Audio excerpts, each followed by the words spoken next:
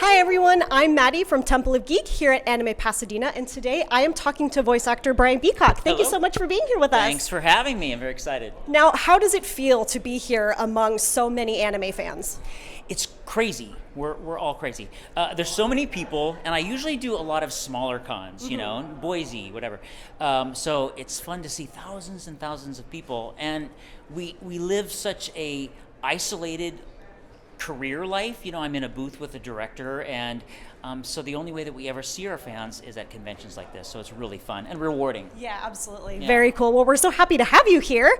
Now, you are the voice of so many incredible characters across so many different genres. Do you find yourself relating to any of the characters that you voice? It's funny. I relate to Monokuma. I'm a killer bear. No, when I first started out, my first show was Digimon as Staccato, and he was this young kid who's kind of like trying to find his way. And when I first started doing the job, I was 23 years old, and I was kind of starting in the industry, and I really related to him, kind of finding your courage in show business and Hollywood and all that. So.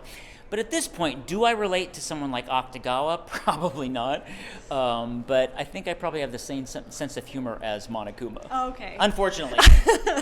Well, that works out because you create so much fun content on TikTok and Instagram. Oh you know, gosh. How do you come up with these amazing like songs and skits? My brain is broken. I mean, that really, I don't know. Sometimes I just think of like the weirdest thing that I could possibly do, and then I try to integrate it into my characters.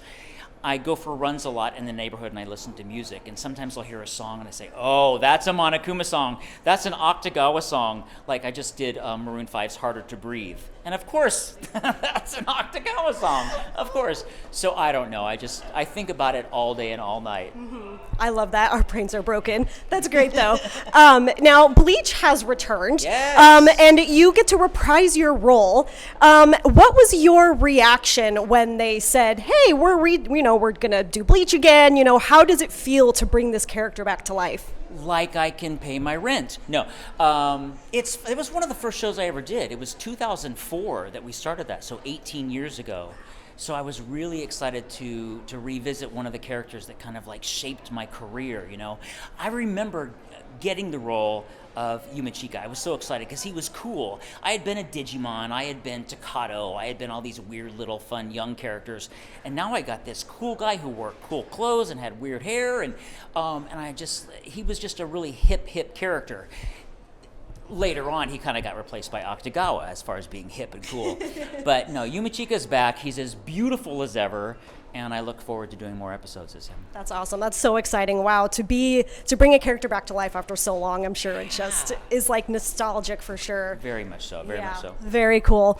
Now, in Bungo Stray Dogs, you mentioned Akutagawa. Akutagawa is from the anime Bungo Stray Dogs.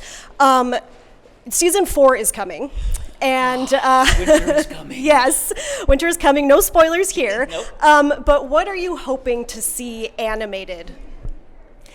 I'm not going to say anything, all right? But I'll just say that I hope Chapter 88 and beyond is animated.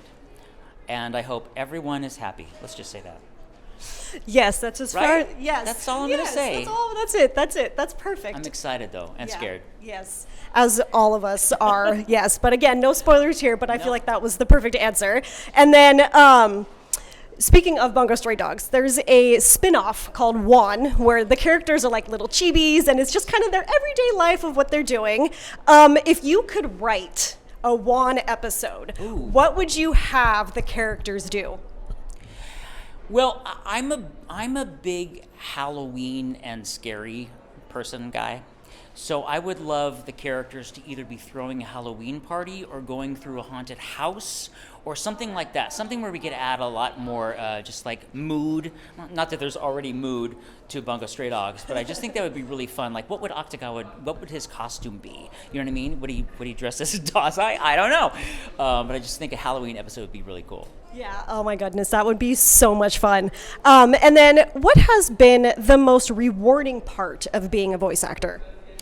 Oh gosh, I mean, these cons especially, when I first started doing Digimon, a lot of people that I see now at the conventions, they were 8 or 9 or 10 years old when they started watching those shows. So it was a very formative time of their life. So they come up to me and they say, oh, you helped me get through this, or I loved coming home from school and watching your TV shows.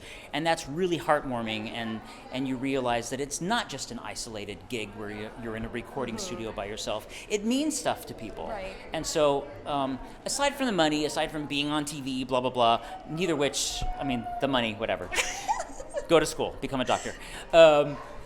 But it's really, really rewarding to see that your shows have meant something to somebody. Absolutely. Yeah, for sure. Yes, and I was one of those kids watching Digimon, and so to hear, and to hear you as Akutagawa, I was like, hey, that's so fun. Yes, I love that so much. Well, thank you so much for taking the time to talk with us today, and I hope you have a great rest of your convention. You as well. Thanks, everybody.